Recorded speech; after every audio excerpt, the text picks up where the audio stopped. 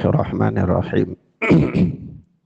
Assalamualaikum warahmatullahi wabarakatuh. Alhamdulillahilladzi imtanna ala ibadihi an ja'ala fi kulli zamani fatratin minar rusuli baqaya min ahli ilmi yad'una man dhalla ilal huda wa yasbiruna minhum ala al-adha yuhyuna bi kitabillahi al-mauta wa yubassiruna bi nurillahi ahlal ama wa sallallahu wa sallama wa baraka ala nabiyyina Muhammadin wa ala alihi wa sahbihi wa sallama tasliman mazida. Amma ba'd. Ikhwanna fid din, a'azzani Allahu wa iyyakum. Kita lanjutkan pelajaran kita, yakni pelajaran akidah salaf ashabul hadis oleh Imam Abu Uthman As-Sabuni rahimana wa rahimahullah. Kita masuk pada bab yang baru, pembahasan yang baru, yaitu kata beliau asyhadatu ala man mata ala syai', persaksian terhadap orang yang mati di atas sesuatu. Nah, ini kata beliau, kata Imam As-Sabuni rahimana wa rahimahullah, wa yashhaduna liman mata ala al-islam anna akibatahul jannah. Dan ahlul hadis itu mereka bersaksi terhadap orang yang mati di atas Islam, anna akibatahu al-jannah, bahwa akhirnya akibatnya, balasannya adalah surga. Fa in kana minal ladzina sabaqa qada'u 'alaihim minallah annahum yu'adzabuna bin nari muddatan lidunubihim allati iktasabuha. Meskipun dia termasuk orang-orang yang didahului oleh takdir Allah bahwa dia diazab dengan neraka beberapa saat dalam tempo tertentu, disebabkan karena dosa-dosa yang dilakukan olehnya. Jadi maksudnya adalah ashabul hadis itu mereka bersaksi. Mereka bersaksi, yakni mereka meyakini bahwa seseorang yang mati di atas Islam itu akibat akhir yang dia harus dapatkan adalah surga. Meskipun nanti misalnya dia itu orang yang ditakdirkan oleh Allah bahwa dia diazab dengan neraka dalam beberapa waktu, karena dosa-dosa yang dia lakukan. Misalnya dia seorang muslim meninggal di atas keislaman, tapi sebagaimana dimaklumi bahwa sebagai anak Adam itu kerap kali dia terjatuh dalam kekeliruan, dosa, kekhilafan, atau bahkan mungkin dia meninggal itu ketika melakukan dosa-dosa besar dan dia belum sempat bertaubat darinya. Maka karena dosa-dosa itulah dia dihukum oleh Allah Subhanahu wa ta'ala muddah, beberapa tempo, beberapa waktu tertentu, karena dosa-dosa yang dia lakukan tersebut. Ya ini meskipun dia dihukum dengan neraka karena dosa-dosa yang dia lakukan itu, nanti pun toh akhirnya dia masuk surga. Begitu maksudnya. Apabila dia wafat dalam keadaan Islam. Walam yatubu minha fa innahum yuradduna akhiran ilal jannati wala yabqa ahadun fin nari minal muslimina fadlan minallahi wa minnah. Ya, kata beliau selanjutnya gitu. Dan dia belum bertobat dari dosa-dosa itu. Dosa-dosa yang dia terjatuh di dalamnya itu.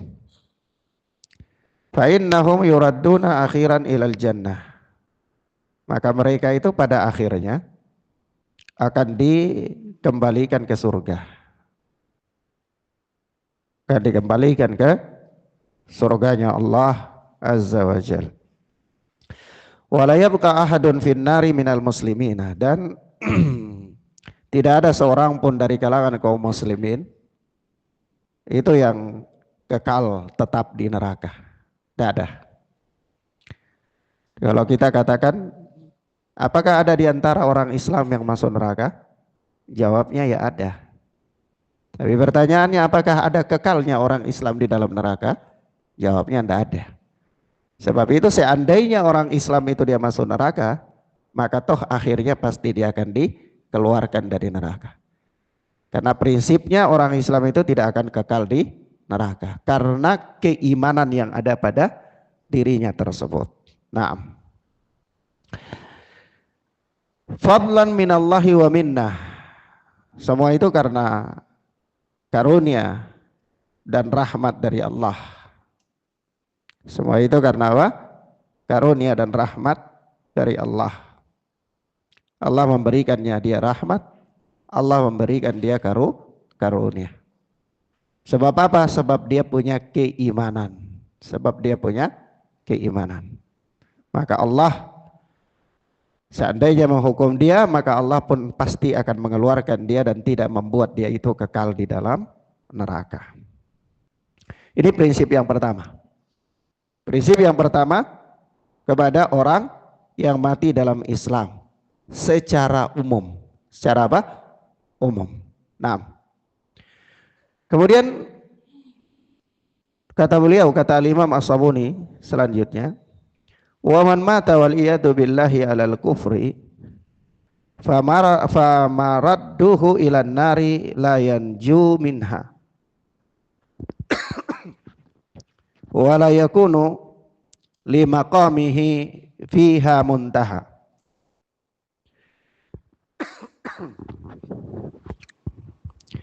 Dan barang siapa yang mati wal iyadu billah di atas kekufuran, mati di atas kekufuran, famaradduhu ilan nar, maka apa? Maradduhu di sini bisa dibaca dengan dua bacaan ya. Itu bisa dalnya dikasih tasdid, bisa juga tidak. Jadi famaraduhu itu jadi apa? Dari kata marada yang merudu, mardan. Itu bisa juga dibaca maradduhu. Ya, ini dikasih tasdid pada dal. Yaitu isim apa namanya? Masdar mim ya.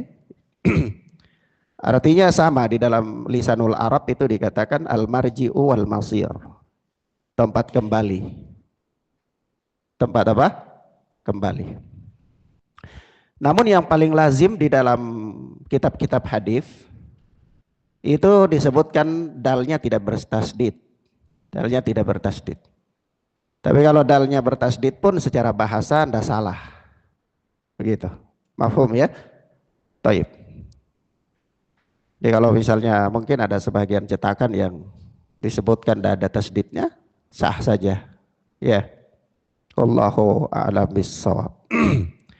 Kata beliau, wa man mata wal iyadu billahi alal kufri famaradduhu ilan nari la yanju minha. Dan barang siapa yang mati wal iyadu billah di atas kekufuran, maka tempat kembalinya itu adalah neraka. La yanju minha. Dia tidak selamat darinya. Wala yakunu limaqamihi fiha muntaha, dan di tempatnya di neraka itu tidak berakhir. Ini tidak ada finish. Maksudnya kalau dia mati dalam keadaan kafir, dia dimasukkan di dalam neraka, maka tidak ada akhirnya. Dia terus berada di sana. Kalau orang muslim ada akhir karena mudah waktu tertentu. Setelah selesai sudah berakhir, dia pindah ke surga. Kalau orang yang mati dalam keadaan kafir, tidak ada akhir. Masa dia itu berada di dalam neraka. Artinya orang yang mati dalam keadaan kafir itu dia kekal di neraka. Naam. Taib. Akhwana fiddin azani Allahu wa iyyakum. Ini prinsip yang disebutkan oleh Al-Imam As-Sabuni ini adalah prinsip yang disepakati oleh ulama ahli sunnati wal jamaah ashabul hadis. Ini menyelisihi prinsipnya Khawarij, di mana orang-orang Khawarij berpendapat bahwa di antara kaum muslimin yang terjatuh dalam dosa besar dia masuk neraka, dia kekal di neraka. Kalau orang-orang kafir itu kan kekal di neraka. Maka orang yang melakukan dosa besar menurut Khawarij itu dia murtad. Nah, kalau dia murtad ya konsekuensinya dia kafir. Kalau dia kafir konsekuensi akhiratnya adalah dia kekal di neraka. Karena tidak ada mungkin orang kafir itu dia keluar dari nerakanya Allah Azza wa Jalla. Nah, kemudian ini prinsip dibangun ya. Kalau orang muslim, prinsip akidah Ahlus Sunnati wal Jamaah, seorang muslim kalau dia terjatuh dalam dosa besar yang mana dosa-dosa itu tidak sampai pada batas mengeluarkan dia dari Islam, dia bukan kufron bawah, bukan kekufuran yang nyata, yang mukhrijan anil millah, yang mengeluarkan dia dari agama, maka itu tetap melekat pada dirinya keimanan, keislaman. Nah, karena kalau tetap pada dirinya keislaman, maka kembali kepada prinsip asal bahwa Allah Subhanahu wa taala berfirman, innallaha la yaghfiru ayyusyraka bih wa yaghfiru ma duna dzalika liman yasha. Yaitu sesungguhnya Allah Azza wa Jalla tidak mengampuni dosa kesyirikan kepada Allah, kekafiran, dan Allah Azza wa Jalla mengampuni dosa selain daripada dosa kekafiran tersebut. Ya. Nah, ini prinsip asal. Begitu pula sebab itu apa? Sebab itu orang kafir demikian pula. Orang kafir prinsip asalnya adalah ya dia di neraka. Barang siapa yang mati dalam keadaan kafir, dia berada di neraka. Dan dia kekal di neraka. Dia kekal di neraka. Prinsip umum. Prinsip apa? Prinsip umum. Nah, di neraka itu sebagaimana Allah Subhanahu wa taala berfirman ya, wa man ya'sillaha wa rasulahu fa inna lahu nara jahannama khalidina fiha abada. Barang siapa yang mendurhakai Allah dan Rasulnya, maka sesungguhnya baginya adalah neraka jahanam dan dia apa? Khalidina fiha abada. Dia kekal di dalamnya selama-lamanya. Nah, bagaimana bentuk kekekalannya? Ya disebutkan dalam ayat yang lain, surat Al-A'la, la yamutu fiha wa la yahya. Dia tidak mati dan tidak juga hidup. Artinya dia tidak mati supaya dia tetap bisa merasakan siksanya neraka, dan dia tidak hidup artinya tidak hidup dengan kehidupan yang sempurna, hidup yang mengalami kesengsaraan. Terus menerus begitu, kekal abadi. Ini prinsip umum. Ini prinsip apa? Umum. Sehingga catatan penting di sini ya ikhwan, dalam keadaan menurut akidah Ahlus Sunnah, siapapun yang masih hidup dalam kehidupan dunia ini, itu dia tidak bisa dihukumi masuk neraka atau masuk surga. Siapapun yang masih hidup dalam kehidupan dunia ini. Sehingga patokannya adalah dia mati di atas apa. Ya, sebab bisa jadi orang itu awalnya dia muslim tetapi begitu dia mati dia kafir. Atau bisa jadi orang itu dia kafir, ketika dia mau meninggal ya dia dia bertaubat, dia jadi seorang muslim, dia baik keislamannya, dia meninggal di atas itu, bisa jadi. Maka ketika orang itu masih hidup, dia tidak bisa dihukumi bahwa dia itu masuk neraka atau masuk surga. Tapi Ustadz, bagaimana hukum dunia? Ya hukum dunia berdasarkan keadaan dia. Kalau hukum dunia itu dia terhadap orang mukmin, maka kita katakan dia orang muslim. Kalau dia orang kafir, kita katakan dia orang kafir, hukum dunia. Mafhum ya ikhwan? Kita katakan dia orang kafir. Orang ateis kafir apa bukan? Ya kafir. Orang yang menyembah berhala kafir apa bukan? Ya kafir. Orang yang tidak mengakui Islam sebagai agama kafir apa tidak? Ya kafir dalam hukum dunia. Bahkan Rasulullah sallallahu alaihi wasallam mengatakan dalam hadis Abu Hurairah, la yasma'u bi ahadun, tidaklah mendengar tentang keadaanku seorang pun, ya Yahudiun wala Nasraniun, Yahudi maupun Nasrani, walam yu'min billadzi ursiltu bih, dan dia tidak beriman dengan apa yang aku diutus kepadanya, tsumma yamut, kemudian dia mati, maka apa? Fahuwa min ashabin nar, dia termasuk penghuni neraka. Dia termasuk penghuni neraka. Jadi hukum dunia dia kafir. Hukum dunia dia kafir. Tapi hukum akhirat, lihat pada akhir hidupnya.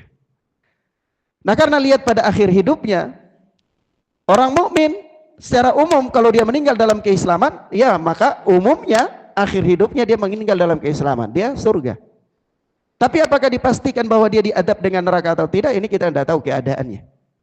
Kecuali yang dinaskan oleh Allah dan Rasulnya. Dinaskan bilang dia ini langsung masuk neraka. Dia ini langsung masuk surga misalnya. Dan diadab, itu kita pastikan. Tapi kalau tidak ada nasnya, maka kita katakan berlaku kepadanya hukum seorang muslim. Dia pasti masuk surga. Tapi apakah dia dihukum dulu dengan neraka atau tidak? Ya itu urusan Allah, kita tidak tahu di situ. Itu perkara gaib. Mahfum ya? Nah, adapun orang kafir, maka orang kafir ini ada dua. Kalau yang tidak jelas kekafirannya kita tidak tahu keadaannya, dia mati di atas apa kita tidak tahu, maka ini pun hukumnya kita tidak tahu, perkara gaib. Walaupun di dunia ya kita katakan ya dia kafir, mungkin dia kafir. Tapi kematiannya kita nggak tahu. Maka ini kita kembalikan kepada Allah karena ini hukumnya apa? Perkara gaib. Kita diberitakan, tidak diberitakan oleh nas bahwa dia termasuk penghuni neraka.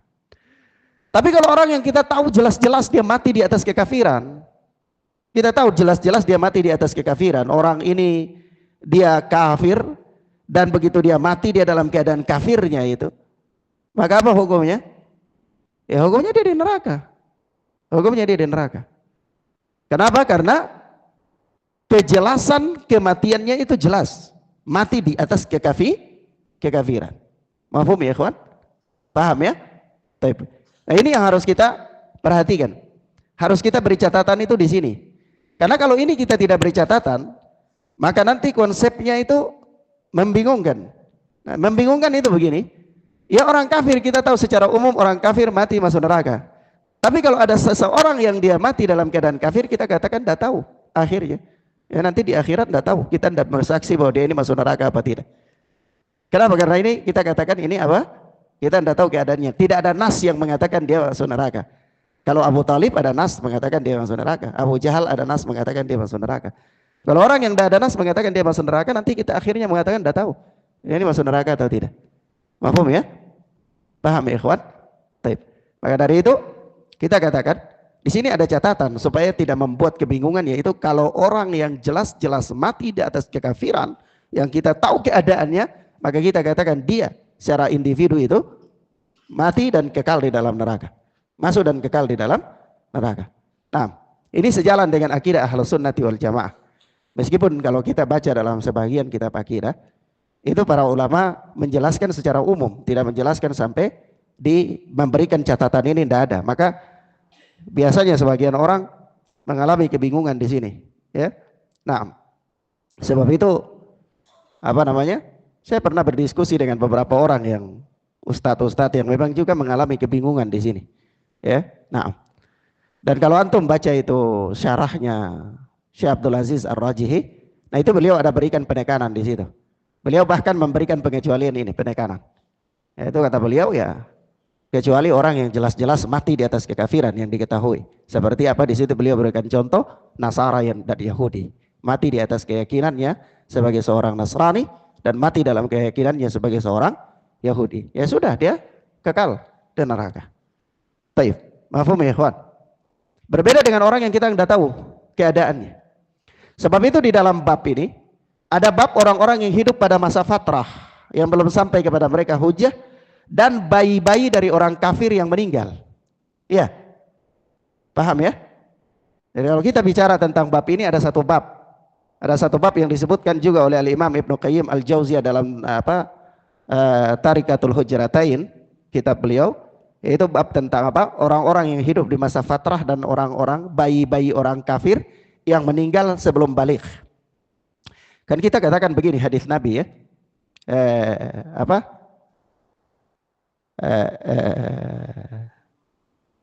Seorang itu yuladu alal fitrah ya. Seorang dia lahir di atas fitrah, fa abawaihi, maka kedua orang tuanya itu yang membuat dia jadi yunasirani, seorang agama Nasrani, seorang agama Yumajisani, agama Yahudi, seorang Majusi, agama seorang Yahudi, ya kan? Orang tua yang membuat dia ketika dia jadi dewasa. Nah, ketika dia lahir ini dia alal fitrah ada, alal fitrah. Nah, pertanyaan, bagaimana kalau dia meninggal sebelum balik itu? Sebelum orang tuanya membuat dia jadi Yahudi dan orang tua yang membuat dia jadi apa? Nasrani atau membuat dia jadi Majusi. Mahfum ya? Nah, begitu juga orang-orang yang hidup pada masa fatrah yang dah sampai kepada mereka dakwah. Pertanyaannya bagaimana kondisi mereka? Maka kita katakan hukum orang-orang ini di dunia itu mengikuti, kalau bayi-bayi ini mengikuti hukum orang tuanya di dunia. Jadi dia katakan kafir di dunia. Orang-orang yang hidup pada masa fatrah atau orang-orang yang belum tersampaikan kepada mereka dakwah sama sekali, ya, manusia nomaden misalnya, hidup di primitif, jauh, yang tidak tersentuh oleh mereka dakwah, maka kita katakan setelah datangnya diutusnya Nabi Shallallahu Alaihi Wasallam di dunia, kita katakan mereka ini kafir. Mereka apa? Kafir. Tetapi di akhirat mereka punya hukum sendiri. Hukumnya apa? Hukumnya itu nanti bangkitkan, diutuskan kepada mereka seorang nabi tersendiri. Lalu kalau mereka taati, ya maka mereka selamat masuk surga. Kalau mereka tidak taat, maka mereka masuk neraka. Kenapa? Karena telah berlaku ketetapan Allah bahwa Allah tidak menghukum orang, tidak memberikan adab kepada orang sampai Allah mengutus kepada dia Rasul, yaitu memberikan penjelasan. Sebagai apa? Sebagai satu bentuk keadilan kepada Allah. Kan telah berlalu. Kita katakan bahwa orang yang dihukum oleh Allah itu keadilan. Iya. Nah, persoalannya adalah seandainya orang itu dihukum tanpa disampaikan hujjah kepadanya, keadilan apa tidak? Bentuk keadilan apa tidak? Bukan merupakan bentuk keadilan. Oleh sebab itu Allah yang maha adil, supaya keadilan Allah itu terwujud, yakni terbukti kepada manusia, kepada makhluk, hatta orang yang belum sampai kepada dia dakwah, itu di akhirat pun Allah akan utus Rasul untuk menyampaikan kepadanya. Supaya apa? Supaya ketika dia diberikan keputusan dengan hukuman, maka itu adalah bentuk keadilan Allah Jalla wa'ala kepadanya. Mafhum ya? Paham ya ikhwan fiddina azani Allah wa iyyakum? Baik. Sampai di sini bisa paham? Bisa ya? Kemudian selanjutnya kita pindah ya. Kita pindah kepada bab yang baru. Itu kata beliau, al-mubasysyaruna bil jannah. Orang-orang yang diberikan kabar gembira dengan surga. Ini tadi kan prinsip umum ya. Prinsip umum bahwa manusia itu muslimin, kalau mati di atas keislaman dia surga, meskipun nanti kalau dia dihukum dengan neraka. Jadi memastikan dia meninggal langsung ke surga itu tidak memastikan ya, kecuali yang dipastikan dalam nas. Nah, ini beliau menyebutkan hadis-hadis di antara yang memastikan ada orang-orang tertentu, yaitu dengan surga Allah Subhanahu wa taala. Keluar dari keumuman. Nah, dan memang sudah maklum ya. Sudah maklum bahwa di dalam nas-nas syariat itu ada perkara-perkara yang umum dan ada perkara-perkara yang khusus. Ya. Berlaku perkara yang khusus bila mana tidak ada perkara yang umum. Tapi kalau ada perkara yang umum dalam perkara yang khusus, maka perkara yang umum itu harus dirujukkan kepada perkara yang khusus. Itu kaidah ya. Itu kaidah. Tapi kaidah itu ya memang tidak datang dalam nas yang sharih, itu tatabbu. Ini dengan penelitian para ulama, sehingga mereka merumuskan rumus-rumus Ya, untuk memahami nas-nas. Ada yang bersifat umum, ada yang bersifat khusus. Nah, tapi apakah itu sebuah kesepakatan mutlak? Tidak. Dia bukan kesepakatan mutlak. Jadi kalau dikatakan kaidah, kaidah itu apakah kesepakatan mutlak? Kaidah-kaidah fikih misalnya, atau kaidah-kaidah usul, itu kesepakatan mutlak atau bukan? Bukan, dia bukan kesepakatan mutlak.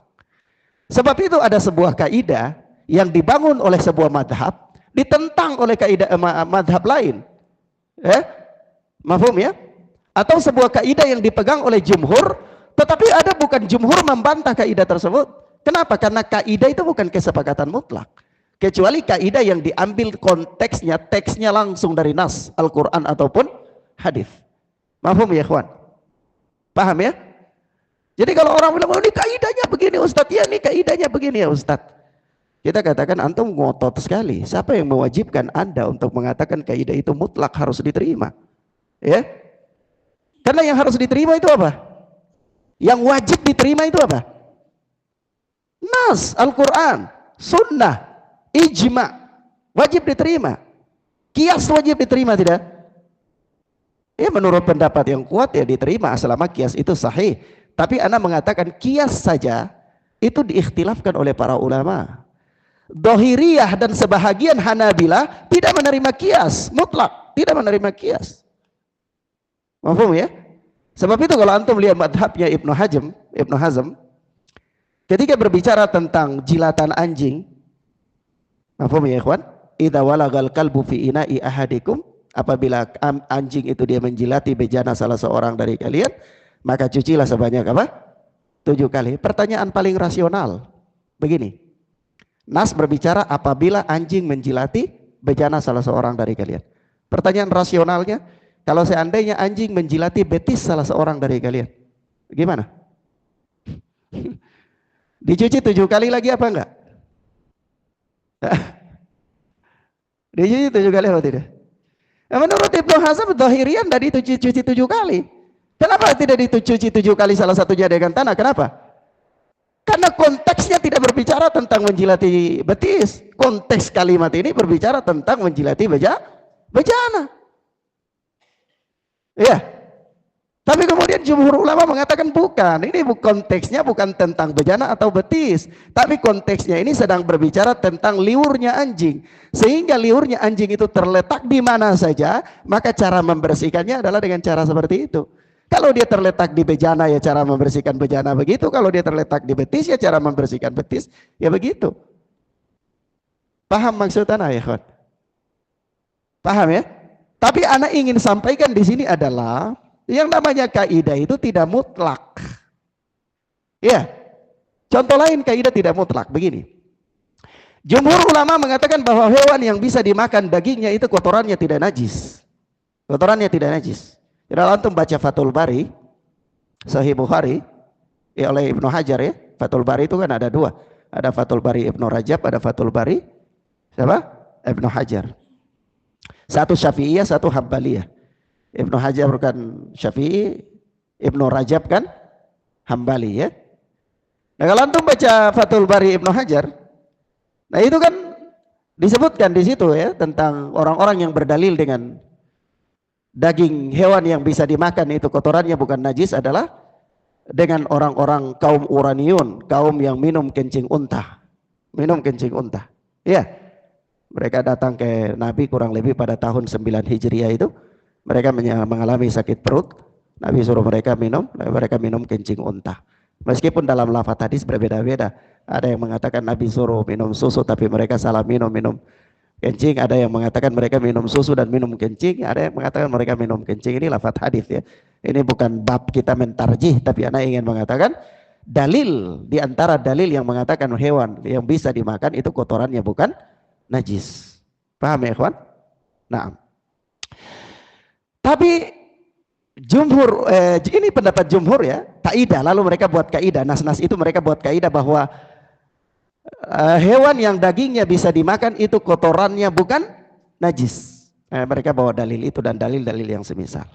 Tapi apakah itu mutlak? Tidak mutlak. Kenapa tidak mutlak? Sebagian ahlul hadis membantahnya.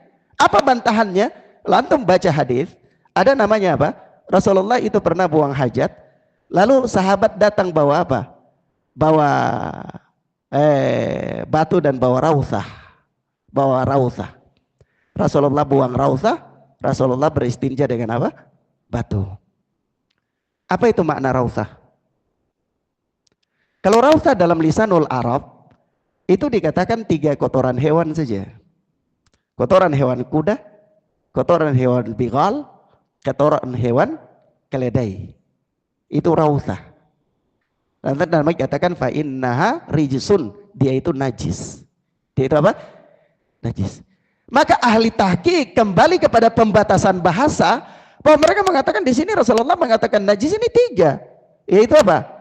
Kotoran kuda, kotoran keledai, kotoran bigal. Kuda bisa dimakan tidak? Bisa. Jadi kaidah jumhur batal enggak? Batal enggak itu? Ya, nah.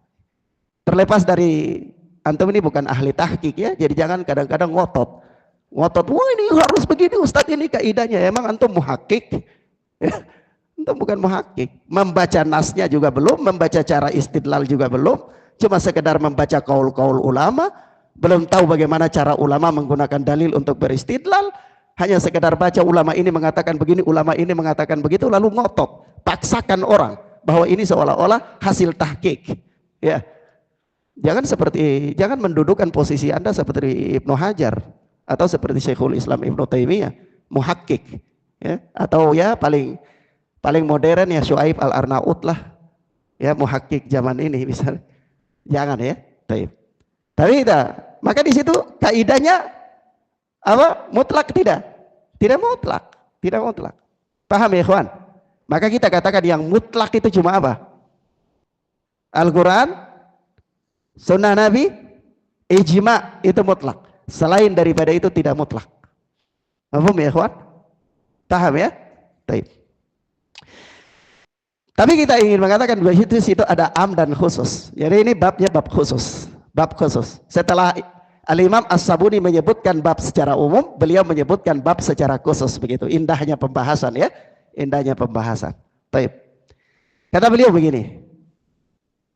Hari ini biar agak lama sedikit ya Pak Us ya. Biar agak panjang sedikit tidak apa-apa. Apa ibu-ibu mau siapkan masakan untuk suami-suami tercinta? Tidak apa-apa ya. Ya.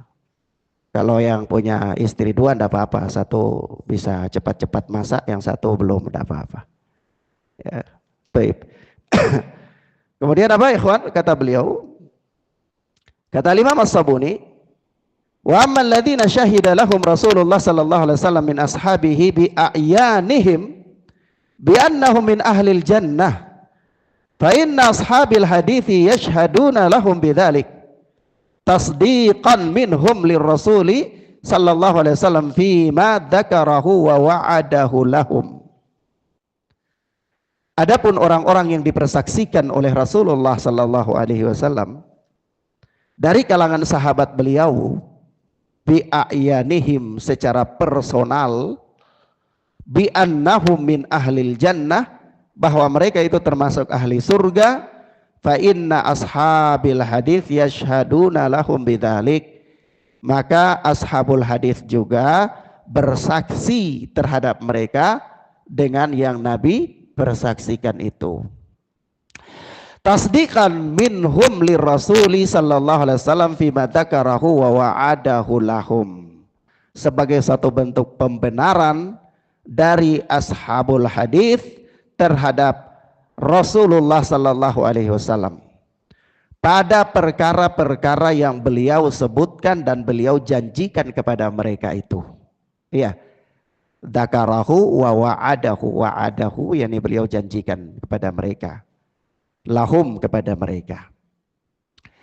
Jadi maksudnya begini, kalau Rasulullah sebutkan sahabat-sahabatnya ada yang masuk surga, maka ashabul hadis juga membenarkan bahwa mereka itu masuk surga. Maksudnya apa? Sebagai bentuk pembenaran mereka terhadap sabda Nabi, begitu. Bahwa ashabul hadis itu menerima sabda Nabi dan mereka membenarkan semua yang disabdakan oleh Nabi Shallallahu Alaihi Wasallam selama dia itu sahih. selama dia sahih. Lalu kata mereka, fa innahu sallallahu alaihi wasallam lam yashhad lahum biha illa ba'da an arafa dzalik. Salah satu alasan paling mendesaknya adalah bahwa karena Nabi sallallahu alaihi wasallam itu tidak bersaksi terhadap mereka melainkan setelah beliau mengetahuinya. Jadi Nabi itu bukan ngomong asal ngomong, tapi ketika beliau ngomong itu pasti karena beliau sudah tahu. Ya, karena beliau sudah tahu. Kalau kita katakan Ustadz, itu kan perkara gaib. Kalau Rasulullah sudah tahu perkara gaib kemudian beliau sampaikan, berarti ada yang tahu perkara gaib. Padahal kan la ya'lamu perkara gaib itu la ya'lamuha illallah. Tidak ada yang mengetahuinya kecuali Allah. Gitu kan? Pertanyaan sederhana. Maka kita katakan hal ini dijelaskan oleh Al-Imam As-Sabuni. Selanjutnya kata beliau begini, wallahu ta'ala atla'a rasulahu sallallahu alaihi wasallam ala ma syaa min ghaibihi. Dan Allah Subhanahu wa taala menampakkan kepada rasulnya ya apa yang Allah kehendaki dari perkara gaibnya. Jadi ada sebagian perkara gaib itu yang Allah beritahukan kepada utusan beliau, utusan Allah Subhanahu wa taala. Ya. Kalau sampai di sini pun nanti orang bisa pemahamannya juga bisa kemana-mana. Bisa kemana-mana. Kemana-mana itu maksudnya begini Ustadz. Berarti Ustadz, kan begini konsepnya. Perkara gaib itu la ya'lamuha illallah. Tidak ada yang mengetahuinya kecuali Allah. Tapi Allah menampakkan perkara gaib itu kepada hambanya yang Allah kehendaki. Kan gitu. Kepada utusannya yang Allah kehendaki. Rasul ya. Begitu kan? Iya kan? Jadi orang bisa ambil kalimat ini. Maka adalah konsep sufi yang mengatakan bahwa ada di antara mursyid-mursyid mereka itu mengetahui perkara gaib. Mengetahui perkara gaib. Kenapa?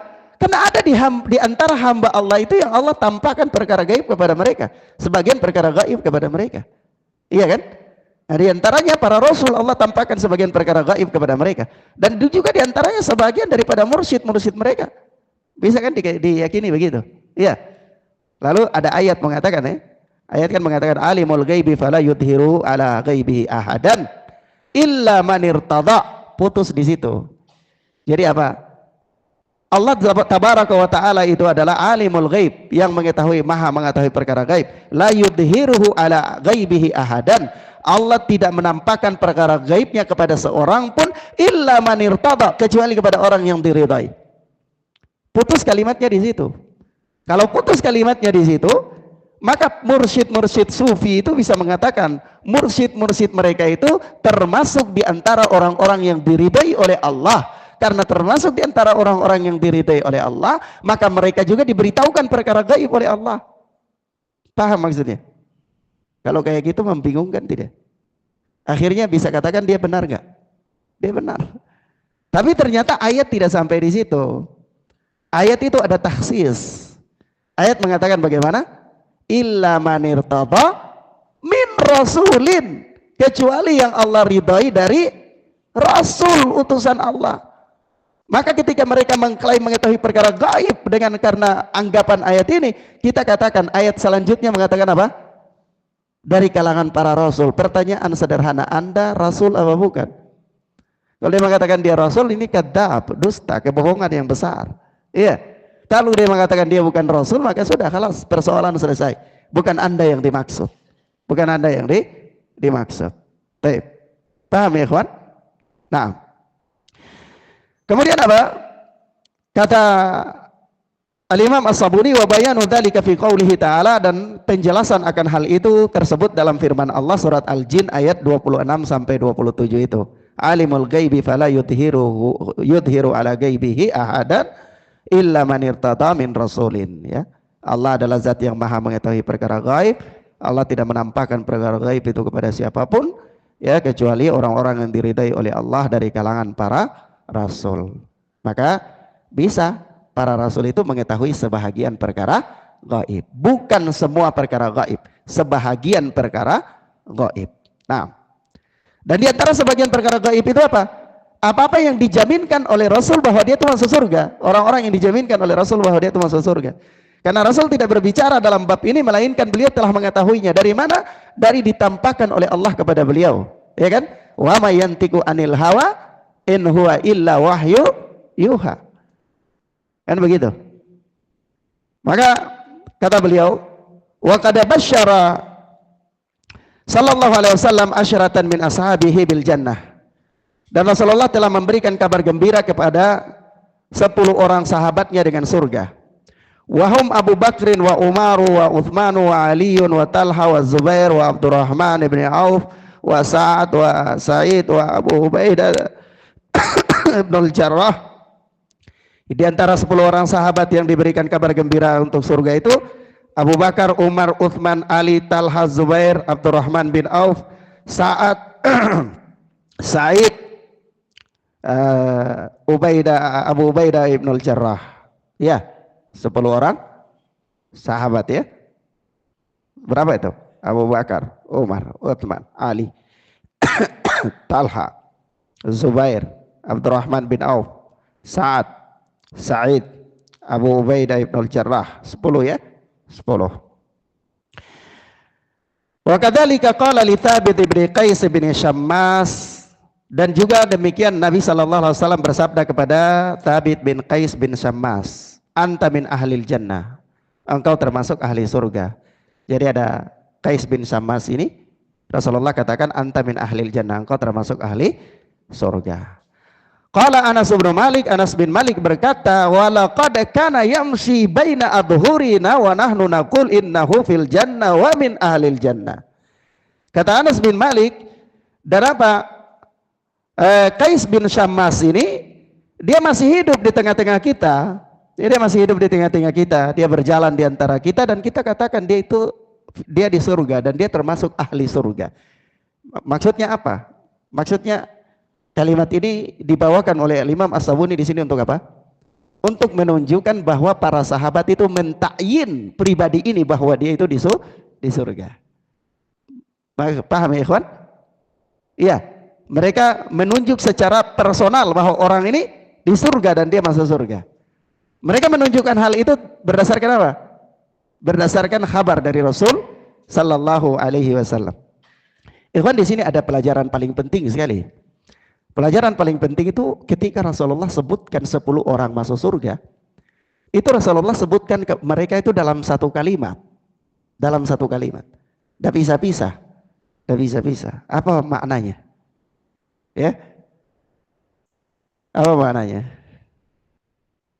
Baik. Nanti kita sebutkan apa maknanya menurut Al-Hafidz Ibnu Hajar dalam Fathul Bari, apa maknanya menurut Imam Nawawi dalam Syarah Al-Muhadzab, apa maknanya menurut Ibnu Rajab Al-Hambali dalam Fathul Bari pula. Insyaallah taala kita sebutkan pada pertemuan berikutnya biidznillah. Wassallallahu ala nabiyina Muhammad wa ala alihi wa sahbihi wasallam. Subhanakallahumma wa bihamdika asyhadu an la ilaha illa anta astaghfiruka wa atubu ilaik. Wassalamualaikum warahmatullahi wabarakatuh.